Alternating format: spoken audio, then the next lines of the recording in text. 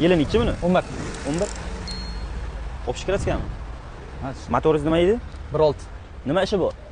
Mashina motor ходовой Konditsioner ishlaydimi, ishlaydimi? Unisini bilmaymiz. Nechi pul? 3000 deb biz endi. Ballonlaringiz eski ekan. Ha, shunday. Ballonlaringiz eski ekan. Nima ishi bor hozir? Kapotlarni olib qo'yasiz, kapotlar kuygan ekan.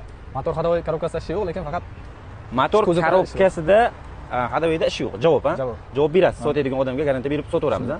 Faqat kuzovida ozmoz ishi bor. shunday. Nechi pul oxiri beriladigan tochkasi? 3000 deb biz o'tib beramiz aka. 2010 xuddi shunaqa mashinani $2500 qo'yganmiz o'zimiz. $2400 ga olib, 2500 ga sotuvga qo'yganmiz.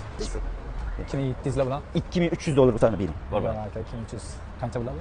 Ha, katta pul bitadi. So'ngga chaqirsangiz. 2700 lar qo'yib bering. 2700 qo'yib berolmayman jura. Chunki qanday $2500 ga qo'yganman. Bundan yaxshi sostanasini qo'yganman. Endi buni 2700 ga qo'ya olmayman. Ularni 2300 50 so'm qo'shsam bo'ladimi? Yo 2,5 qo'yib berolmayman. 2400 bor ekan. Oling. Barakam? Bor. Motor, korobka, hadovelariga javob debdilar.